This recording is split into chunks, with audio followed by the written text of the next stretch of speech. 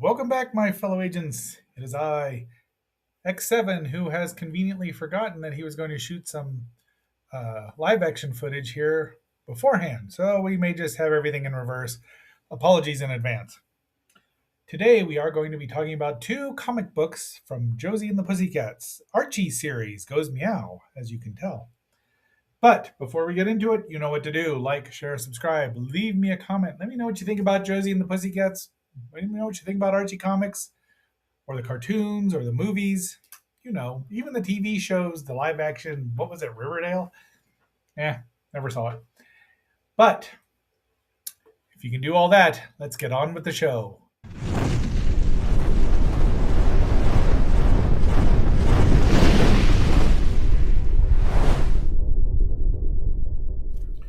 All right, my fellow agents, here I am. Here are our comics. Like I said, they're going to be reversed. I still don't know how to do that. Josie and the Pussycats number 53, and Josie and the Pussycats 59. This one came from Time Warp Comics a couple years ago, and this I ordered from, I want to say, well, it was mycomicshop.com. Great place. Both great places.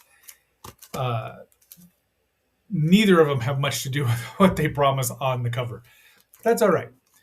They're very enjoyable. You'll see. Dan DeCarlo did the artwork for this one, 1971. This one was also 1971. It was right after Josie started being broadcast, so I'm assuming that they did try to get the whole not secret agent thing, the gang accidentally uncovering all kinds of plots to take over the world. Right. And I just got this today from my friend from Becky Jean. It came from Switzerland itself. There's no reason for it to be here aside from the fact that it's really cool, and I really appreciate her sending it to me. So, having said all that, let's get on with the review. Josie and the Pussycats, long tails and ears perhaps, guitars and sharps and flats, neat, sweet, a groovy song, you're invited, come along. Here is the first appearance of Josie, now McCoy, in She's Josie. And that's her friend Pepper, who was later on replaced when the Pussycats came along. But Melody was always there. This is from February of 1963.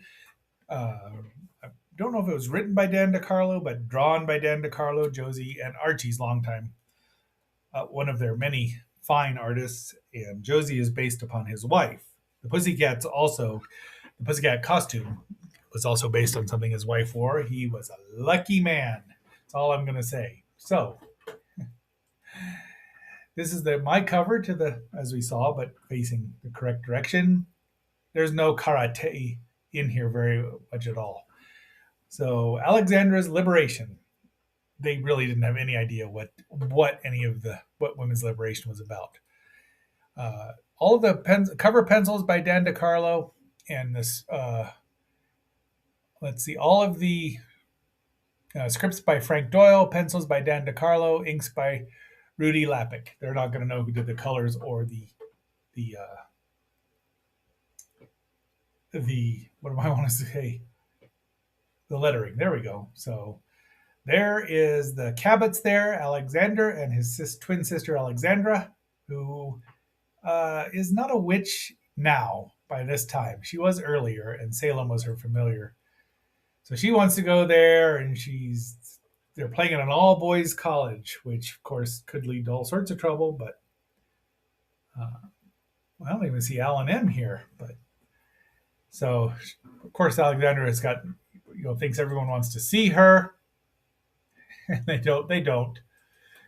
And yeah, shut up and sit down. She wants to be treated like equal. He's going to punch her in the nose. And then she turns, so women's lib treated like a joke. For the most part, though, the girls, what were you trying to prove? Even Alexander laughs at his sister because smash hit. And here, only Archie carries this trademark Archie series, the work of art. So here's a little mystery here. This guy's going to steal stuff. He's just a common thief, an art thief. So it's all kinds of things that they're tricking him with. Once again, Alan M is not in this story at all. I did cut out some pages here and there because there he is, the roadie. Because look at Josie, she's really after him. Unlike the cartoons when they're a thing, but they're not. It's not like this. And Alex is what she called him, Alan Cabot, which is a running joke in because in the movie that they can't that he keeps calling out Alan M, Adam 12, and things like that. I did have look at these. Definitely, I don't know what draw comics. I don't know how many boys were that. He fires Alan and then can't handle all the roadie work by himself because of his slice of the bigger profits. It's clever. I mean, these are really harmless stories. Dear Josie page, I don't know if these were real or not. Um, and then Little Jinx, she was something. When I did read these at my friend's house because they were on the bottom of the pile after I read all the superhero stuff available, I remember Little Jinx. I mean, yeah, I probably dated Little Jinx as when she was grown. Voodoo's Revenge, Curse of the Cabots. So, and once again, Valerie proves herself to be the smartest of the Pussycats. Voodoo Valerie, how long you been voodooing? Yeah, Cabots. So they did lean into this cursing thing, but she just uses her practical magic. And that's it for this issue. And now it's time for station identification and probably another musical interlude. You are watching Xenorama, the podcast of heroes and monsters on KXNO, part of the Xenorama Broadcasting Network. We now return you to our regularly scheduled program.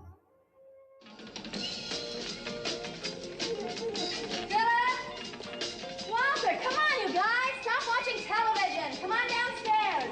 In a minute, Carol. There's something very important I want to do first.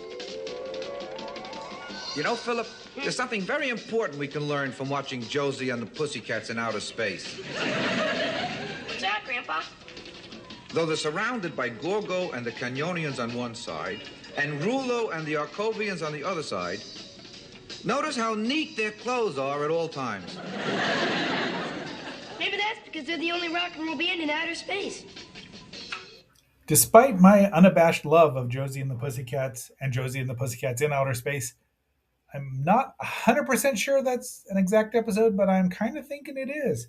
We'll find out in the near future, I promise. Because, as I said, I love those shows. And so does Hex there, who is very much interested in Josie and the Pussycats number 59, which is right there. Now, this one looks like I thought it would be a whole adventure of them with these smugglers or something like that.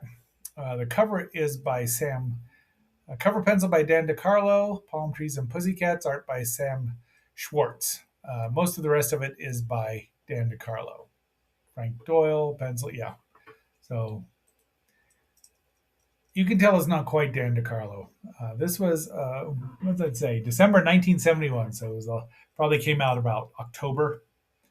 I would not have, even as much as I was watching Josie and the Pussycats back then, I would not have picked up a comic book and spent 25 cents because I could get Spider-Man or, well, it's me.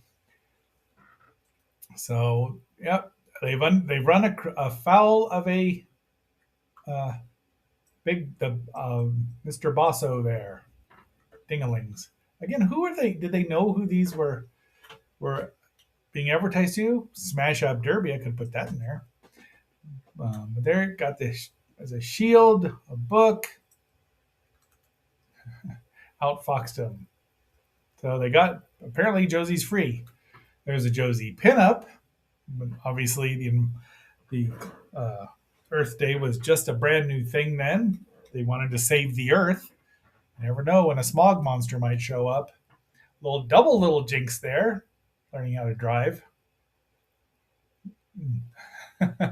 This predates Calvin and Hobbes, with Calvin and Hobbes going down the hill in the Little Red Wagon. And then this guy, I don't know, they don't get a title of this. Let's see.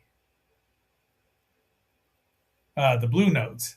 This guy's being a jerk, and he was a nice guy. And Valerie there also has taken some self defense and uses an E minor chord, which is on the guitar, two fingers, and just puts the pain on. Oh, the pain, the agony. Oh, oh. He's doing a great Dr. Smith there.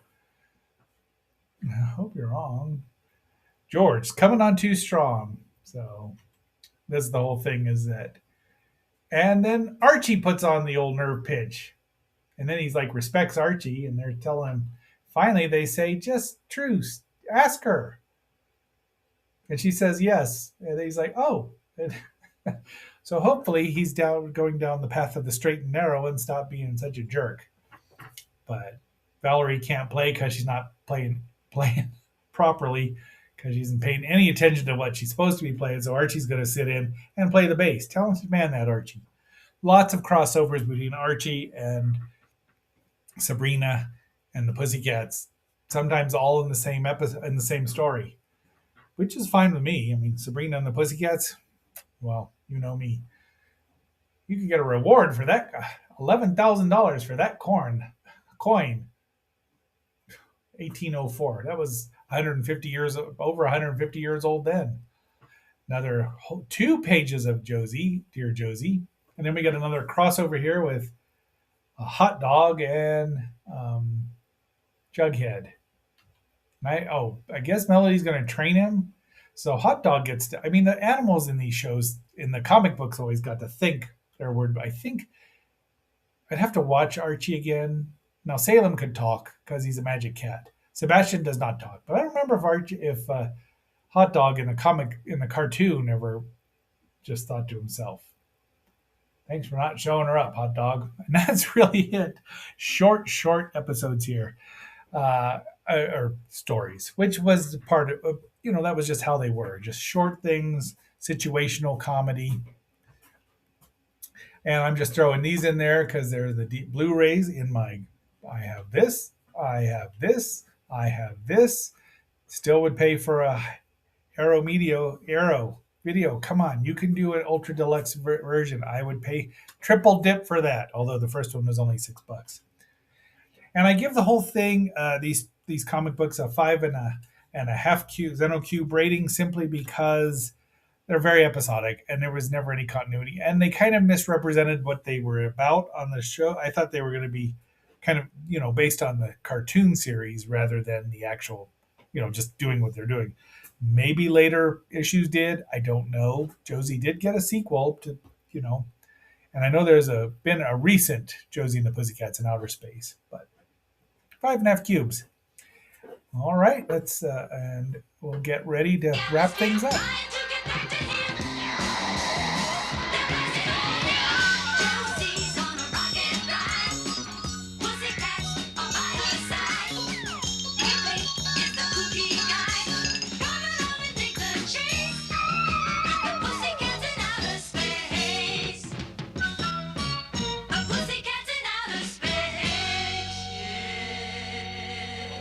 All right, my fellow agents. Tomorrow we are going to be wrapping up the Ghostbusters live action series with a special extra edition. Well, a special extra episode at the end. It is going to be episode 1 of the cartoon sequel. But until that next assignment, this is X7 signing off and phasing out. And remember, the sun never sets on those who ride into it. You just gotta keep going. Be seeing you. Let's go, Ghostbusters!